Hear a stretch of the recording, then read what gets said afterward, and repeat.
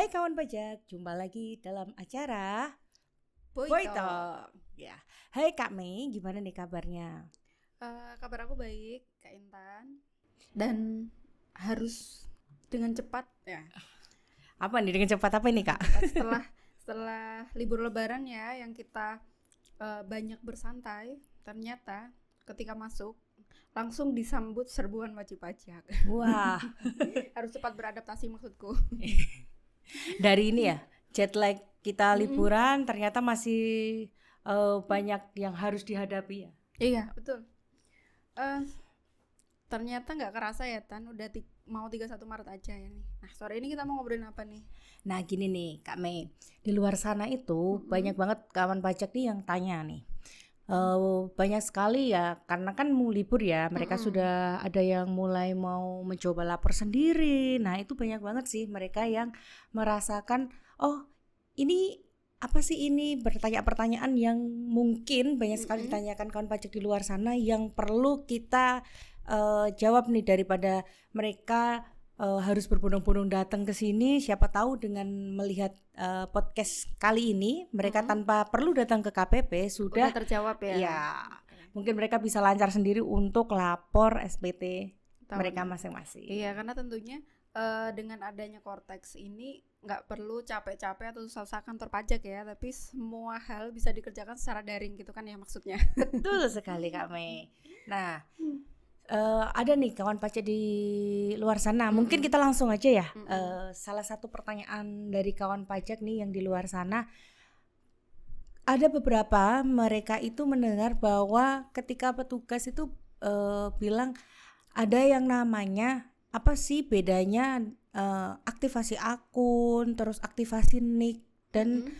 ada satu lagi yang dia statusnya hanya registrasi. Itu apa? Apa yang membedakan dari wajib pajak itu sendiri? Apakah dengan mereka dengan statusnya mereka yang berbeda-beda itu Mm-mm. harus tetap wajib lapor atau bagaimana itu? Apa bedanya dari ketiga hal tersebut gitu yang sering ditanyakan oleh kawan pajak Kawan di luar pajak. sana? Oke.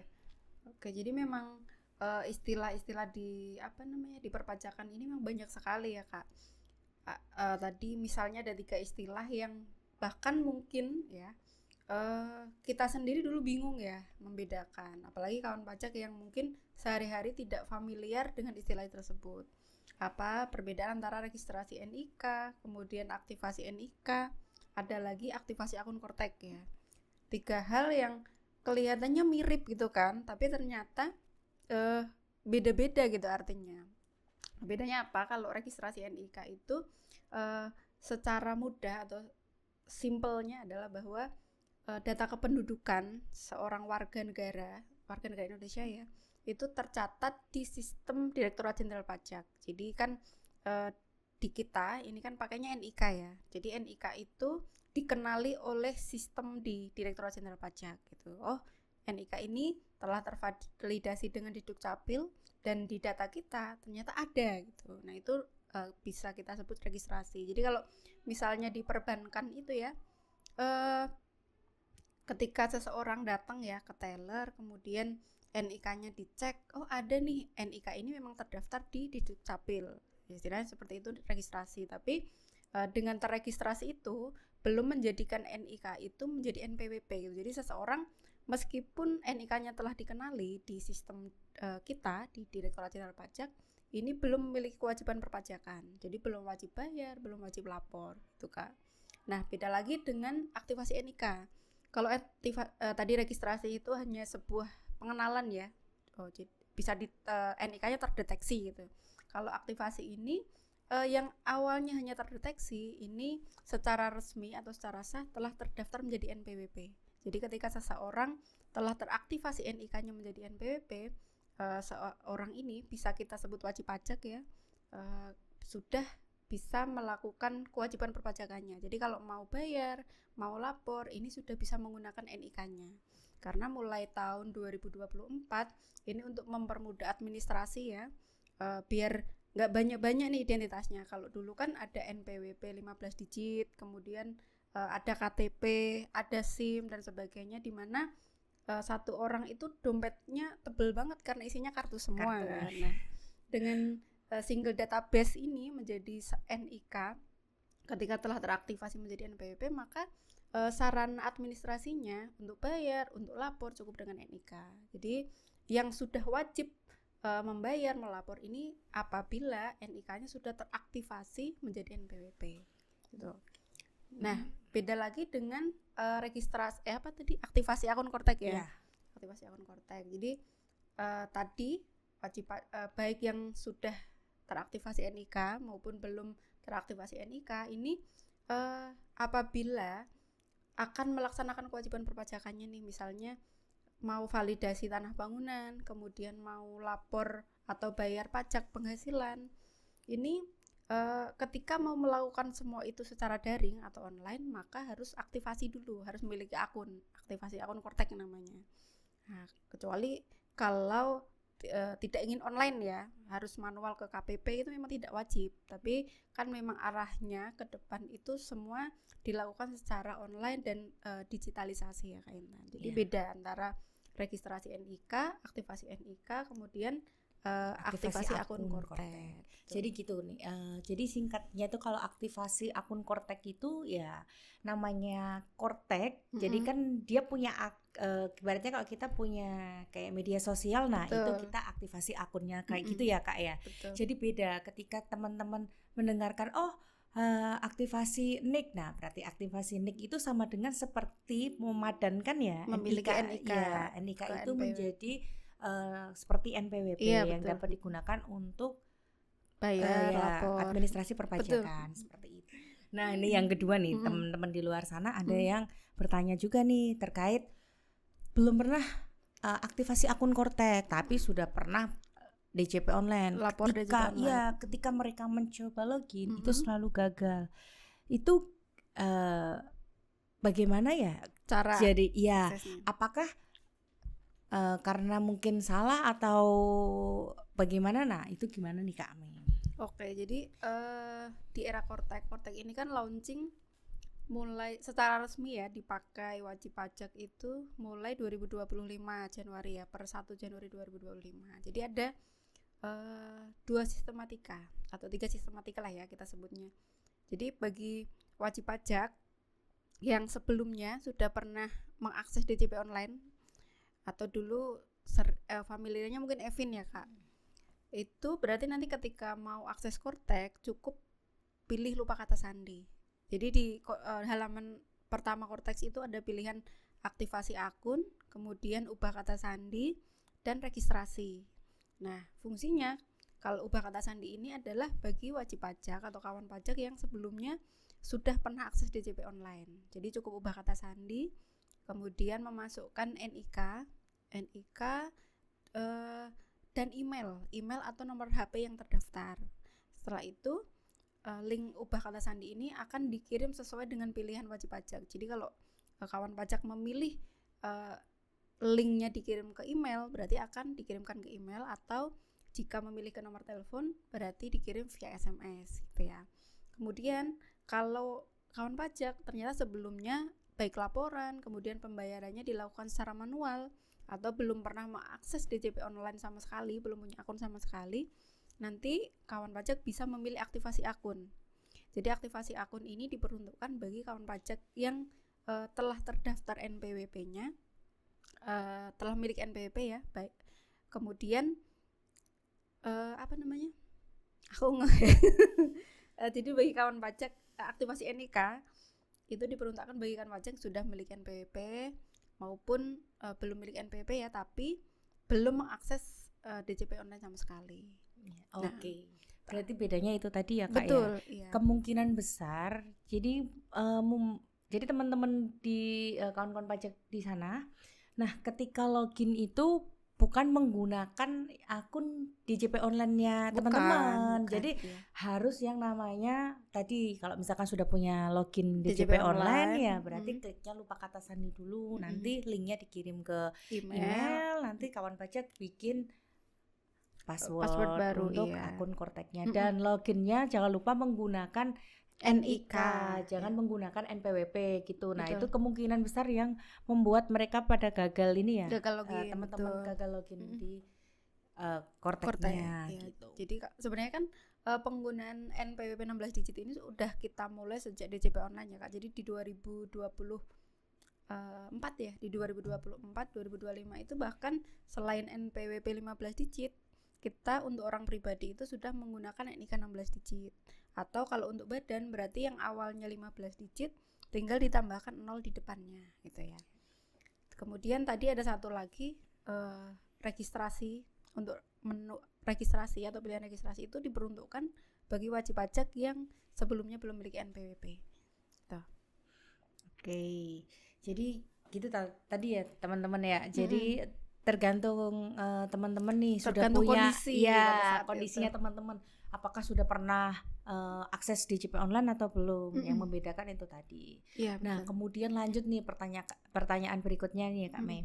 Di luar sana tuh banyak yang bertanya nih, kalau misalkan mau SPT tahunan selain tadi ya sudah berhasil Aktivasi login akun di korteknya Kortek. masing-masing. Nah, apa sih yang harus disiapkan untuk SPT tahunan itu? Terutama ini teman-teman orang pribadi mungkin dari yang sudah ya, urgent ya. mungkin karyawan atau UMKM. Nah, itu apa saja sih yang perlu disiapkan? Yang perlu dipersiapkan pertama tentunya kalau kita mau masuk ke sebuah rumah kan harus punya kunci ya Kak Intan. Nah sama, jadi kalau kita mau lapor via Kortex ini harus punya loginnya dulu. Login, kalau sudah berhasil login, langkah kedua ini harus membuat namanya kode otorisasi. Kalau dulu kita kenal dengan OTP atau kode autentifikasi ya, atau kode verifikasi yang dimana kodenya itu baru kita peroleh ketika akan lapor ya. Nah kalau sekarang di era Kortek ini kita memakai kode otorisasi atau istilah lainnya ini paspres atau tanda tangan elektronik. Nah tanda tangan elektronik ini melekat ke orang pribadi. Jadi sebelum kawan pajak melakukan pelaporan ataupun hal lain selain pelaporan ya yang membutuhkan tanda tangan elektronik, langkah pertama harus membuat dulu kode otorisasinya. Nanti kawan pajak bisa akses di menu portal saya. Kemudian nanti di situ ada pilihan permohonan kode otorisasi. Nah, untuk ketentuannya sebenarnya hampir sama atau sama dengan ketentuan pembuatan password akun. Jadi minimal ada 8 digit, terdiri dari huruf besar, huruf kecil, angka, dan minimal satu karakter khusus. Nah, setelah membuat kode otorisasi, karena SPT ini kan kita menyampaikan data ya. Jadi di kita ini kan prinsipnya self assessment. Jadi apa yang kita sampaikan itulah data yang sesuai ketentuan harusnya benar gitu ya. Benar dan sesuai dengan keadaan sebenarnya. Jadi tergantung dengan profesi ya, tergantung dengan profesi dan penghasilannya. Jadi kalau kan pajak ini memiliki berbagai jenis penghasilan, tentunya semua data sumber penghasilan itu harus disiapkan. Jadi penghasilan apapun itu ya, baik yang memang merupakan objek pajak maupun bukan objek pajak harus disiapkan. Karena memang nggak semua penghasilan objek pajak ya, misalnya warisan, hibah ini bukan objek pajak, tapi ketika kita memperoleh penghasilan tersebut harus tetap dilaporkan. Jadi kalau penghasilannya dari pegawai atau karyawan berarti disiapkan bukti potong, kemudian rekap penghasilannya, atau kalau pekerjaan bebas berarti rekap penghasilan bruto setiap bulan berapa, kemudian apakah atas penghasilan itu sudah dipotong pajak atau belum oleh pihak pemberi kerja atau pihak lain. Kemudian yang ketiga selain penghasilan juga tanggungan ini tidak kalah penting Kak, karena fungsinya adalah untuk mengurangi berapa penghasilan yang dikenakan pajak gitu. Jadi berapa penghasilan awal kemudian dikurangi dengan biaya-biaya ya, kemudian dikurangi dengan tanggungan atau kita sebutnya PTKP, penghasilan tidak kena pajak. Nah itu diperlukan. Jadi kalau di awal tahun pajak misalnya Januari 2025 ternyata ada perubahan data atau ada penambahan, misalnya penambahan anak atau tanggungan misal, ini juga harus diupdate tentunya karena kita ini tersambung ya atau sinkron dengan data di Sdukcapil, maka data yang diupdate harusnya sesuai dengan data di KK, di kepala. Kemudian yang kedua, selain data tanggungan, penghasilan, data tanggungan, juga data harta. Data harta ini semua harta yang dimiliki, baik harta bergerak, harta tidak bergerak, kemudian harta lain-lain ini harus dilaporkan. Nah, yang baru di Kortek, kalau dulu mungkin di DJP online kita hanya melaporkan tahun perolehan, kemudian harga perolehan ya, dan keterangan lain seperlunya ya. Ya, betul Kalau sekali. sekarang ini selain harga perolehan juga harga wajar atau harga pasar, harga saat ini, karena tidak dipungkiri setiap tahun ini kan aset itu mengalami perubahan ya, baik nilai buku maupun nilai pasar, atau bahkan ada yang revaluasi aset ya. Nah, ini harus di Kortek ini juga ada penambahan kolom baru untuk mengisi data tersebut. Kemudian data perbankan juga perlu diisi. Kemudian yang ketiga, setelah harta juga data pinjaman atau data utang, baik utang kepada lembaga keuangan maupun ke pihak lain, ini harus dicatat dan dilaporkan. Kemudian berikutnya apalagi ya Kak? Zakat ya. Kalau zakat, data zakat yang disalurkan ke lembaga resmi ya, misalnya Basnas, Lasis, Mulasin dan sebagainya, yang sesuai ketentuan ini bisa digunakan untuk mengurangi pajak yang terutang. Ini bisa juga dilaporkan. Tapi sebenarnya Kak Intan, kalau kawan pajak ini merupakan seorang pegawai ya, kemudian setiap bulan ini rutin membayarkan zakatnya, ini bisa melaporkan pembayaran zakat yang secara rutin ini ke apa istilahnya ya, bagian keuangan, karena di formulir bukti potong di 1721 A1 maupun A2 ini sudah mengakomodir ya zakat sebagai pengurang penghasilan gitu. Kemudian selain zakat juga penghasilan final lainnya, misalnya kawan pajak ini merupakan seorang suami di mana istrinya ini NPWP-nya gabung gitu ya, berarti atas penghasilan istri dimasukkan ke penghasilan final, atau misalnya mendapatkan penghasilan dari bunga, kemudian dari deposito dan sebagainya. Intinya adalah semua penghasilan yang didapat, baik itu merupakan objek pajak maupun non objek pajak, wajib dilaporkan di SPT tahunan. Karena kadang kan kawan pajak tuh takut ya kalau melaporkan nanti pajaknya lebih gede gitu kan. Padahal pajak itu dikenakan atas penghasilan yang memang merupakan objek, dan kalau sudah pernah dikenai berarti tidak dikenai ulang gitu kan. Ya. Gitu.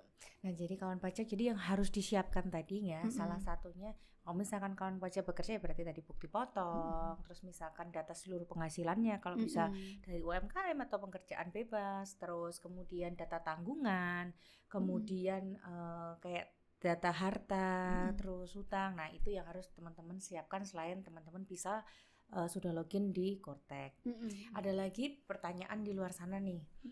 Sebenarnya di dalam ada nggak sih Kak yang dari ada, pasti banyak banget nih Kak ya, karena kan banyak teman-teman yang sudah datang ke KPP juga ya sebenarnya, dan banyak sekali sebenarnya yang ditanyakan teman-teman di luar sana juga ditanyakan lagi nih datang ke KPP sini, ya. Iya sih. Biar nggak perlu datang ke KPP, cukup menyimak aja kan ya.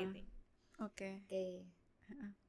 Mungkin satu aja kali pertanyaannya lagi ya Kak ya. Oke, satu lagi, kira-kira kalau ini Kak, banyak teman-teman di luar sana nih lapor SPT. Nah, waktu lapor SPT itu di kawan pajak itu waktu klik di menu konsep itu Kak, tidak ada menu SPT orang pribadi. Nah, itu kenapa ya Kak? Ya, apa yang harus mereka lakukan biar biar menu itu kan muncul, padahal kalau kita lapor SPT kan memang harusnya memang muncul. Nah, itu karena apa dan solusinya itu gimana gitu. Oke, ini biasanya kita jumpai di wajib pajak yang sebenarnya sudah aktivasi akun ya.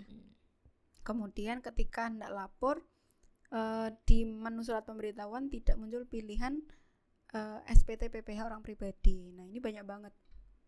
Karena tadi yang seperti yang kita bahas di awal, jadi kan ada dua kondisi ya Kak. Satu, wajib pajak telah terregistrasi NIK-nya. Yang kedua, wajib pajak telah teraktivasi NIK-nya. Nah, dalam hal wajib pajak statusnya ini baru terregistrasi NIK.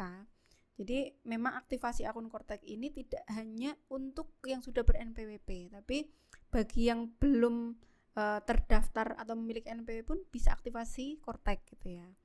Nah, ketika kawan pajak menemui kondisi bisa login Kortek tapi tidak bisa atau tidak muncul pilihan SPT orang pribadi, kawan pajak bisa cek dulu nih di menu portal saya ya, di menu portal saya, kemudian di profil saya, di bagian profil saya, di bagian informasi umum itu nanti akan menampilkan profil dari wajib pajak.